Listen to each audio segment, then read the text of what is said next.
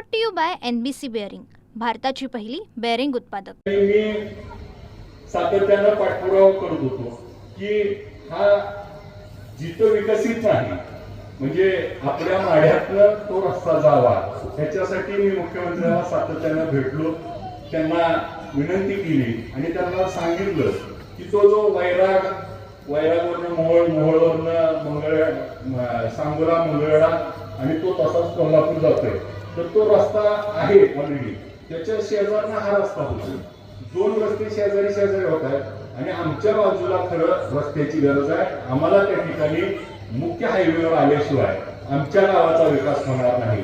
आणि मग त्या माध्यमातून काही गोष्टी त्यांना पटवून सांगितल्या की आई तुळजाभवानी आणि शिखर शिंगणापूर हे छत्रपती शिवाजी महाराजांचं कुलदैवत आहे, ते दोन्ही जोडलं जाते ह्यातून।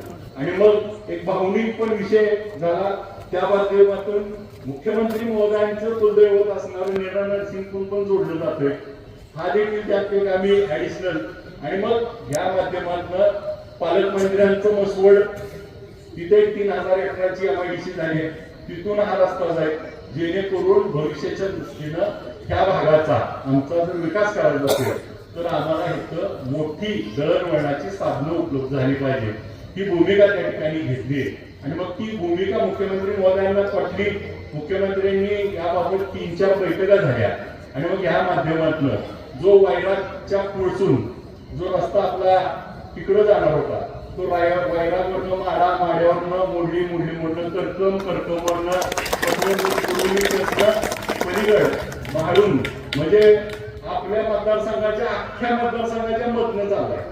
त्यामुळे आपल्या मतदारसंघाला सगळ्यात जास्त फायदा आता ह्या रस्त्याचा होणार आहे।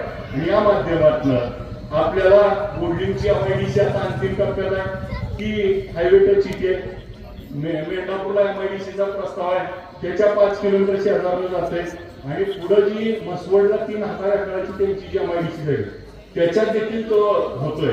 आणि याचबरोबर पुढं ज्योतिबा असेल, आजमापूर वाडगावात असेल, पन्हाळगड असेल, हे सगळे त्या ठिकाणी त्याच्यात रस्त्यात येत आहेत। आणि याचा दुसरा फायदा असा झाला आहे की आपला अविकसित भाग आहे, मागरा नाही, आणि तिकडं बागायत क्षेत्रातून जात होतो, त्यामुळं आणि फक्त साधारणपणे 13 किलोमीटर रस्ता वाढला तिकडून गेल्यामुळे।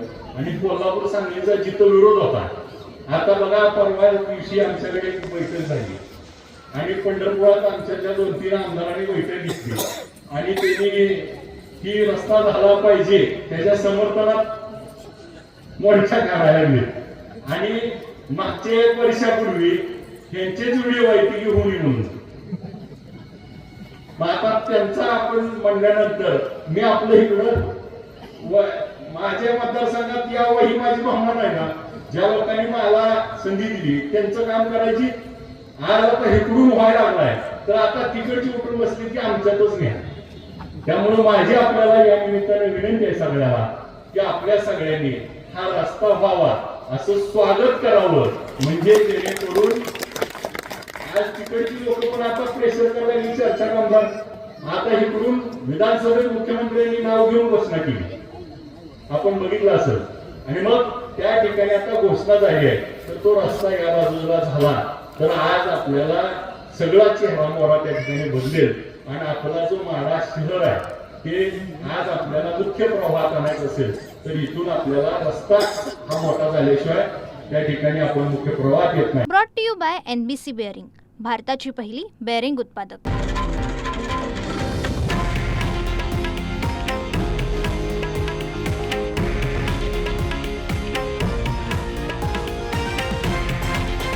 हे आहे देशातील नंबर 1 न्यूज नेटवर्क आणि आपण पाहत आहात TV9 मराठी, एकमेव।